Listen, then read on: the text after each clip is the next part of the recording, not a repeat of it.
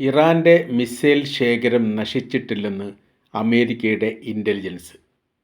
ഇതുവരെ ഇസ്രായേലും അമേരിക്കയും മനസ്സിലാക്കിയതിൽ നിന്ന് വ്യത്യസ്തമാണ് നിലവിലെ ഇറാൻ്റെ സൈനിക ശക്തി എന്നതിനാൽ അവരുമായി രണ്ടാം ഘട്ടം ഒരു യുദ്ധത്തിൽ ഏർപ്പെടുന്നത് ആലോചിച്ച് വേണം എന്നുള്ളതാണ് ഇൻ്റലിജൻസ് വിഭാഗം അമേരിക്കയുടെ പ്രസിഡന്റ് ഡൊണാൾഡ് ട്രംപിന് നൽകിയിരിക്കുന്ന ഏറ്റവും നൂതനമായിരിക്കുന്ന റിപ്പോർട്ട്.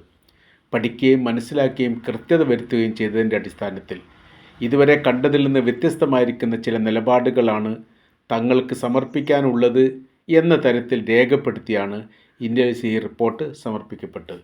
ഇതിനു മുൻപ് അവകാശപ്പെട്ട പല കാര്യങ്ങളുണ്ടായിരുന്നു. ഇസ്രായേലും അമേരിക്കയും തന്നെ അവരുടെ ഏകദേശം 70% ആയുധ ശേഖരങ്ങൾ നശിച്ചിരിക്കുന്നു, മിസൈൽ സംവിധാനവും പ്രതിരോധ സംവിധാനങ്ങളും ഇല്ലാതാക്കിയിരിക്കുന്നു. ഇനി ഈ ഇറാനെ കീഴടക്കുക എന്നുള്ളത് വളരെ എളുപ്പമുള്ള കാര്യമാണ്. ആയതിനാൽ സർവ്വ മേഖലയിൽ നിന്നും ഒരേ സമയത്ത് ആക്രമണം നടത്തിയാൽ അവർക്ക് കീഴടങ്ങാവുന്നതേ ഉള്ളൂ, അല്ലെങ്കിൽ ഭരണം വീഴാവുന്നതേ ഉള്ളൂ എന്നുള്ളതായിരുന്നു ഇസ്രായേലും അമേരിക്കയും മനസ്സിലാക്കി. ഇത് പൂർണ്ണമായിരിക്കുന്ന തെറ്റാണെന്നും കൃത്യമായ രീതിയിൽ ഇറാനെക്കുറിച്ച് പഠിച്ചിട്ടല്ല ഈ റിപ്പോർട്ടുകൾ തയ്യാറാക്കിയത് എന്നുള്ളതുമാണ് ഇപ്പോഴത്തെ ഇൻ്റലിജൻസ് പറയുന്നത്. രണ്ട് തരത്തിൽ അതിനെക്കുറിച്ചുള്ള വിവരങ്ങൾ നൽകുന്നുണ്ട്. നമ്മൾ മനസ്സിലാക്കിയ രീതിയിലല്ല അവിടുത്തെ സാഹചര്യങ്ങൾ ഉള്ളത്. അത് ഒരുപാട് വ്യത്യസ്തമാണ്. എത്രത്തോളം ആയുധങ്ങൾ അവർ ഉപയോഗിക്കുന്നുണ്ടോ അത്രത്തോളം ആയുധങ്ങൾ അവിടെ നിർമ്മിക്കപ്പെട്ടുകൊണ്ടിരിക്കുന്നു. നിർമ്മിക്കപ്പെടുന്ന ആയുധങ്ങൾ അത്രയും എവിടെയാണ് സൂക്ഷിക്കപ്പെട്ടത് എന്നതിനെക്കുറിച്ച് യാതൊരു വിവരവുമില്ല. കാര്യമെന്ന് പറയുന്നത്, നിർമ്മിക്കുന്ന മേഖലയിൽ സൂക്ഷിക്കുന്നില്ല, സൂക്ഷിക്കുന്ന മേഖലയിൽ നിർമ്മിക്കുന്നില്ല.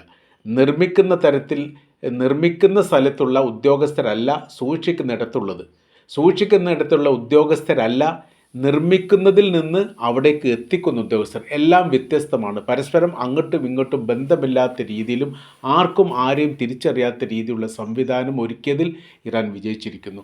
കാര്യമെന്ന് പറയുന്നത്, അവിടെ മൊസാദിൻ്റെ വിഭാഗം വ്യത്യസ്ത മേഖലയിൽ സജീവമായി പ്രവർത്തിക്കുന്ന ഒരു രാജ്യം കൂടിയാണ് ഇറാൻ. അതുകൊണ്ടാണ് അവിടുത്തെ നേതാക്കന്മാരെ വല്ലാത്ത രീതിയിൽ വളരെ എളുപ്പം വധിക്കാൻ വേണ്ടിയിട്ട് ഇസ്രായേലിനും അമേരിക്കയ്ക്കും സാധിച്ചത്. കൃത്യമായ രീതിയിൽ അതിൻ്റെ വിവര കാര്യങ്ങൾ അവർ നൽകിയിട്ടുണ്ട്. നേതാക്കന്മാർ പുറപ്പെടുന്ന സ്ഥലം, അവർ ജോലി ചെയ്യുന്ന ഇടം, അവർ താമസിക്കുന്ന സ്ഥലം, പിന്നീട് വിനോദത്തിനോ മറ്റോ പോകുന്നുണ്ടെങ്കിൽ ആ ഇടം, ഇതിനെക്കുറിച്ചൊക്കെ കൃത്യമായിരിക്കുന്ന വിവരങ്ങൾ ശേഖരിക്കുന്ന കാര്യത്തിൽ മൊസാദ് വിജയിച്ചിട്ടുണ്ട്. പക്ഷേ അവരുടെ ആയുധങ്ങൾ ശേഖരിക്കുന്നത്, സൂക്ഷിക്കുന്നത്, നിർമ്മിക്കുന്നതുമായി ബന്ധപ്പെട്ട കാര്യം ഇപ്പോഴും അജ്ഞാതമാണ്. ഈ ഒരു കാര്യത്തിലാണ് ഇവിടെ ഇസ്രായേലും അമേരിക്കയും പരാജയപ്പെടുന്നത് എന്ന് റിപ്പോർട്ട് കാണുന്നു. മാത്രമല്ല, അവർക്ക് വ്യാജമായിരിക്കുന്ന എയർപോർട്ടുകളും സൈനിക സംവിധാനങ്ങളും ഒരുപാടുണ്ട്. വ്യത്യസ്ത മേഖലയിലാണത് പ്രവർത്തിക്കുന്നത്. നമ്മളത് ഒറിജിനലാണെന്ന് കരുതി നമ്മുടെ ബോംബുകളും സ്ഫോടക വസ്തുക്കളും അവിടെ കൊണ്ടുപോയിട്ട് നശിപ്പിച്ചിട്ടുണ്ട് എന്ന് അഭിമാനത്തോടു കൂടി പറയുന്ന സമയത്ത് നമ്മൾക്കിട്ട ബോംബിൻ്റെ സാമ്പത്തിക നഷ്ടം എന്നല്ലാതെ യഥാർത്ഥത്തിൽ അതൊക്കെ പ്ലാസ്റ്റിക്കോ അതല്ലെങ്കിൽ മറ്റേതെങ്കിലും സാങ്കേതിക സംവിധാനം കൊണ്ട് നിർമ്മിച്ചതോ ആണ്. അത് മനസ്സിലാക്കാൻ നമുക്ക് സാധിക്കാതെ പോയത് മണ്ടത്തരമായിപ്പോയി. അങ്ങനെ ഏകദേശം 10 സൈനിക മേഖല കേന്ദ്രീകരിച്ചുകൊണ്ട് അവരുടെ ആയുധ ശേഖരം നശിപ്പിച്ചിട്ടുണ്ട് എന്ന് അഭിമാനത്തോടു കൂടി നമ്മൾ പറയുമ്പോൾ യഥാർത്ഥത്തിൽ അത് ഡ്യൂപ്ലിക്കേറ്റ് ആണ് എന്നുള്ളത് പിന്നീടാണ് മനസ്സിലാക്കാൻ വേണ്ടി പറ്റുന്നത്. ഇതും കൂടി കൂട്ടിയിട്ടാണ് അവിടെ ആയുധശേഖരം നശിച്ചിട്ടുണ്ട് എന്ന് പറയാൻ കാര്യം. AI സാങ്കേതിക വിദ്യ ഉപയോഗിച്ചോ മറ്റോ അവർ ഡ്യൂപ്ലിക്കേറ്റ് ആയിരിക്കുന്ന സൈനികരെ പോലും സൃഷ്ടിക്കുന്നുണ്ട് എന്നുള്ളതാണ്. എയർപോർട്ട് പോലെയുള്ള സംവിധാനങ്ങൾ മരുഭൂമി ഉടച്ചു വാർത്തുകൊണ്ട് ഒരു രഹസ്യ എയർപോർട്ട് എന്ന രീതിയിൽ അവിടെ പ്ലാസ്റ്റിക് വിമാനങ്ങളോ അല്ലെ തകിട് വിമാനങ്ങളോ നിർമ്മിച്ചു വെക്കുക, മിസൈലുകൾ നിർമ്മിക്കുക, അതേപോലെ തന്നെ ചലിക്കുന്ന സൈനികരെ പ്ലാസ്റ്റിക് മോഡൽ ഉണ്ടാക്കി ചലിപ്പിക്കുക, ഇത്തരം പ്രവർത്തികളൊക്കെ പല ഘട്ടങ്ങളിലും ചെയ്തിട്ടുണ്ട്. ഇതിലെല്ലാം ആകാശ നിരീക്ഷണം നടത്തുന്ന അമേരിക്കയെ സംബന്ധിച്ചിടത്തോളം ഇത് ഒറിജിനലാണെന്ന് മനസ്സിലാക്കിയിട്ട് അതിന് നേരെ ആക്രമണം നടത്തുന്നു. ഇതെല്ലാം പാളിപ്പോയിരിക്കുന്ന യുദ്ധത്തിൻ്റെ പോരായ്മകളായിട്ട് തന്നെയാണ് ഇൻ്റലിജൻസ് പറയുന്നത്. മാത്രമല്ല, ഇറാൻ ഇപ്പോൾ രണ്ടാം ഘട്ടം പറഞ്ഞിരിക്കുന്ന കാര്യം, ഇപ്പോൾ യുദ്ധത്തിൽ അമേരിക്കയും ഇസ്രായേലും ഇറാനും മാത്രമല്ല, മിഡിൽ ഈസ്റ്റ് മുഴുവൻ യുദ്ധത്തിലാണ്. അതിൻ്റെ പ്രയാസങ്ങൾ അവർ അനുഭവിക്കുന്നുണ്ട്. അവരുടെ സാമ്പത്തികപരമായിരിക്കുന്ന മേഖല സാരമായിട്ട് ബാധിച്ചിട്ടുണ്ട്. കയറ്റുമതി ഇറക്കുമതിനെ ബാധിച്ചിട്ടുണ്ട്. വ്യത്യസ്ത രാജ്യങ്ങൾ തൊഴിലെടുക്കുന്ന തൊഴിലാളികളെ ബാധിച്ചിട്ടുണ്ട്. അങ്ങനെ അവരെ ഏറെക്കുറെ പിടികൂടപ്പെടുക തന്നെ ചെയ്തിട്ടുണ്ട് ഈ യുദ്ധവുമായിട്ട് ബന്ധപ്പെട്ടുള്ള പ്രശ്നങ്ങൾ.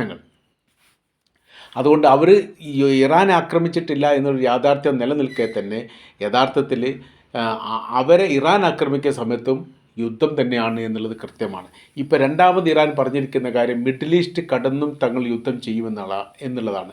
ഇപ്പം തന്നെ 6-ലധികം രാജ്യങ്ങൾ ഇതിൻ്റെ ദുരിതമായിരിക്കുന്ന പ്രയാസങ്ങൾ അനുഭവിക്കുന്നതിന് പുറമെ ഇതുവരെ യുദ്ധത്തിലേക്ക് കയറാത്ത അല്ലെങ്കിൽ ഇറാൻ്റെ നേരിട്ടുള്ള ആക്രമണം ബാധിക്കാത്ത രാജ്യത്തെ കൂടി ഈ ഇറാൻ യുദ്ധത്തിലേക്ക് ക്ഷണിച്ചു വരുത്തുന്നു, അല്ലെങ്കിൽ അവരെ കൂടി ആക്രമിക്കുമെന്ന് പറയുമ്പോൾ ആ മേഖലയിലെല്ലാം യഥാർത്ഥത്തിൽ അമേരിക്കയ്ക്ക് സൈനിക താവളവും സംവിധാനങ്ങളും ഉണ്ട്. അപ്പോൾ അവർക്ക് അവിടേക്ക് നിരന്തര ആക്രമണം നടത്തുന്ന സമയത്തുള്ള പ്രശ്നം എന്ന് പറഞ്ഞാൽ ആ രാജ്യത്ത് നിന്ന് അമേരിക്കയുടെ സൈനികർ പിരിഞ്ഞു പോകണമെന്ന് പറയുന്ന രീതിയിലേക്ക് കാര്യങ്ങൾ എത്തും. അതിൽ തുർക്കിയുടെയും ജോർദാൻ്റെയും ഈജിപ്തിൻ്റെയും എല്ലാ പേര് അതിൽ കാണുന്നുണ്ട്. ഈജിപ്ത് മാത്രമല്ല, പിന്നെ സിറിയയുടെ പേര് പോലും കാണുന്നുണ്ട്. ഈ നിലവിലെ സാഹചര്യത്തിൽ ജോർദാനും ഈജിപ്തും സിറിയയും തുർക്കിയും ഇറാഖും ഒന്നും യുദ്ധത്തിലുള്ള രാജ്യമല്ല, നിരന്തരം ഇറാൻ്റെ ആക്രമണത്തിന് വിധേയമായ രാജ്യമൊന്നുമല്ല. ഒറ്റപ്പെട്ട ആക്രമണമൊക്കെ നടന്നിട്ടുണ്ട് എന്നല്ലാതെ ഇവരെ ആക്രമിക്കുന്ന സമയത്ത് തന്ത്രപ്രധാനമായിരിക്കുന്ന മേഖലയാണ്. ഇറാൻ്റെ നിരീക്ഷണവുമായിട്ട് ബന്ധപ്പെട്ട പ്രധാന കാര്യങ്ങളൊക്കെ ശ്രദ്ധിക്കാറുള്ളത് ഒന്നുകിൽ ജോർദാനിൽ വെച്ചിട്ടാണ്, അല്ലെങ്കിൽ ഇറാഖിൽ വെച്ചിട്ടാണ്. ഇതെല്ലാം അവസാനിക്കും. അവിടെ നിന്ന് അമേരിക്കയുടെ സൈനികർ നാട് വിട്ട് പോകേണ്ട ഒരു പ്രത്യേക സാഹചര്യം സൃഷ്ടിക്കപ്പെടും എന്ന് തന്നെ ഇപ്പോഴത്തെ നിലവിലെ രീതി നോക്കുന്ന സമയത്ത് മനസ്സിലാക്കാൻ വേണ്ടി പറ്റുന്നു. ഇതെല്ലാം കൂട്ടി വായിക്കുന്ന സമയത്ത് രണ്ടാം ഘട്ടം യുദ്ധത്തിന് ഇറങ്ങി പുറപ്പെടാൻ വേണ്ടിയിട്ട് ലോക പോലീസായിരിക്കുന്ന അമേരിക്കയ്ക്കൊരു ധൈര്യക്കുറവുണ്ട്. നമ്മൾ രണ്ടാം ഘട്ടം തൊട്ട് കഴിഞ്ഞാൽ അതിനേക്കാളും മാരകമായിരിക്കും തിരിച്ചടി നമ്മുടെ നേർക്ക് വരുമ്പോൾ പ്രതിരോധിക്കാൻ സാധിക്കുന്നില്ലെങ്കിൽ ഇപ്പോൾ ഉള്ള സാമ്പത്തിക നഷ്ടത്തിനേക്കാൾ ഏകദേശം 10 ഇരട്ടിയെങ്കിലും സാമ്പത്തിക നഷ്ടം വീണ്ടും അമേരിക്കയ്ക്കുണ്ടാവും. ഇത് ബാധ്യതയാകുന്ന രീതിയിലേക്കും രാജ്യത്തെ തന്നെ ബാധിക്കുന്ന സ്ഥിതിയിലേക്കും കാര്യങ്ങൾ പോകും. കാരണം എവിടെയും ഒരു ഈ പ്രതിരോധം ഉണ്ടാക്കാൻ വേണ്ടി സാധിക്കുന്നില്ല എന്നുള്ള ഒരു രീതി ഇപ്പോൾ തന്നെ ഉണ്ട്. കാരണം ഇറാനെ പോലെയുള്ള ഒരു ചെറിയ രാജ്യത്തിൻ്റെ മുമ്പിൽ അമേരിക്ക എന്ന് പറയുന്ന ഒരു വലിയ രാജ്യം തോറ്റുപോകുക എന്ന് പറയുന്നത് നിസ്സാരമായിരിക്കുന്ന കാര്യമായിട്ടല്ല കണക്കാക്കുന്നത്, ഗൗരവപരമായിട്ടുള്ള കാര്യമാണ്. അതിന് കാര്യം ഇൻ്റലിജൻസിൻ്റെ വീഴ്ചയാണ്, മൊസാദിൻ്റെ വീഴ്ചയാണ്, ഇസ്രായേൽ തെറ്റിദ്ധരിപ്പിച്ചു അമേരിക്ക എന്ന് പോലും പറയപ്പെടുന്നുണ്ട്. കാര്യം വളരെ ലെബനാൻ പോലെയും ഗസ പോലെയും കീഴടക്കാൻ വേണ്ടി വളരെ എളുപ്പത്തിൽ സാധിക്കുന്ന ഒരു രാജ്യമാണ് ഇറാൻ. അവിടുത്തെ പരമോന്നത നേതാക്കളെയും അതിൻ്റെ സംവിധാനത്തെ ഇല്ലാതാക്കി കഴിഞ്ഞാൽ അവിടെ വലിയ രീതിയിൽ പ്രക്ഷോഭ സമരങ്ങൾ വരും. മൊത്തത്തിൽ ആഭ്യന്തരമായിരിക്കുന്ന വലിയ പ്രശ്നമുള്ള രാജ്യമാണ് ഇറാൻ എന്നതിനാൽ തന്നെ ഇത് എളുപ്പത്തിൽ സാധ്യമാണ്. അങ്ങനെ വരുന്ന സമയത്ത് ഭരണത്തെ അട്ടിമറിച്ചുകൊണ്ട് പുതിയ ഭരണ സംവിധാനത്തെ സൃഷ്ടിക്കാൻ വേണ്ടി സാധിക്കും എന്ന് അമേരിക്ക കണക്ക് കൂട്ടിയിരുന്നു. അതെല്ലാം തെറ്റായിരുന്നു. നമ്മൾ കൃത്യമായ രീതിയിൽ ഇറാനെക്കുറിച്ച് പഠിച്ചിട്ടില്ല എന്നുള്ളതാണ്. ഇപ്പോഴത്തെ നിലവിലെ സാഹചര്യം എന്ന് പറഞ്ഞാൽ ഒരു ഭാഗത്ത് തങ്ങൾ യുദ്ധം ചെയ്യുന്ന അമേരിക്ക ട്രംപ് ഇങ്ങനെ വിളിച്ചു പറഞ്ഞുകൊണ്ടിരിക്കുന്നു, ട്രൂത്ത് സോഷ്യൽ അതിനെക്കുറിച്ചുള്ള വിവരങ്ങൾ തന്നെ വരുന്നു. മറുഭാഗത്ത് സമാധാനത്തിന് വേണ്ടിയിട്ട് പാകിസ്ഥാനോട് വീണ്ടും അമേരിക്ക അഭ്യർത്ഥിച്ചിട്ടുണ്ട്. അതുകൊണ്ട് തന്നെ പാകിസ്ഥാൻ്റെ ഈ സൈനിക മേധാവി ഇറാനിൽ ഇന്നലെ തന്നെ എത്തിയിട്ടുണ്ട്. ഈ ചർച്ച ചെയ്യാൻ വേണ്ടിയിട്ടാണ് എത്തിയത്. ഇനി വേണമെങ്കിൽ പാകിസ്ഥാൻ്റെ പ്രധാനമന്ത്രി ഇറാനിലെത്തും എന്നുള്ള വിവരമാണ് വന്നത്. ഇപ്പോൾ അസീം മുനീർ എന്ന് പറഞ്ഞ സൈന്യ കമാൻഡർ മാത്രമാണ് എത്തിയത്. വേണമെങ്കിൽ ഈ പാകിസ്ഥാൻ്റെ പ്രധാനമന്ത്രി എത്തുമെന്ന് പറയുന്നു. ഇപ്പോൾ ഇതിൽ ഏറ്റവും ഒടുവിൽ ഇപ്പോൾ പാകിസ്ഥാനെ വെച്ചുകൊണ്ട് മധ്യസ്ഥരാക്കിക്കൊണ്ട് പ്രശ്നം തീർക്കാൻ വേണ്ടി വലിയ ശ്രമങ്ങൾ നടത്തുന്നുണ്ട്.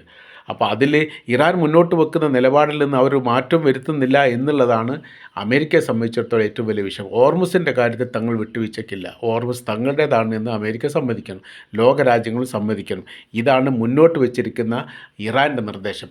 ഇത് അപ്പാടെ തന്നെ പാലിക്കാൻ വേണ്ടിയിട്ട് സാധിക്കുന്നില്ല എന്നുള്ളിടത്ത് പ്രശ്നപരിഹാരം ഉണ്ടാവാത്തൊരു സാഹചര്യങ്ങൾ സൃഷ്ടിക്കുന്നു എന്നൊരു അഭിപ്രായം പാകിസ്ഥാൻ്റെ അടുത്തുണ്ട്. പരസ്പരം വിട്ടുവീഴ്ചയില്ലാത്ത രീതിയിൽ യുദ്ധം അവസാനിക്കില്ല എന്നുള്ളതാണ് അവർ പറഞ്ഞു വെക്കുന്നത്. എന്നാൽ തങ്ങളുടെ അഭിമാനം പടയം വെച്ചിട്ടുള്ള ഒരു ചർച്ചക്കോ ഒരു വിട്ടുവീഴ്ചയോ തങ്ങളില്ലെന്ന് ഇറാനും പറഞ്ഞതോട് കൂടിയിട്ടാണ് ഈ വിഷയത്തിൻ്റെ സാങ്കേതികപരമായിരിക്കുന്ന പ്രശ്നങ്ങൾ വീണ്ടും ഗൗരവകരമാകുന്നത് എന്നുള്ളൊരു യാഥാർത്ഥ്യമാണ്. ഇതിനെ അതിജീവിക്കാൻ എന്തെങ്കിലും വഴികളുണ്ടോ എന്നുള്ളതാണ് ഇപ്പോൾ പരിശോധിക്കുന്നത്.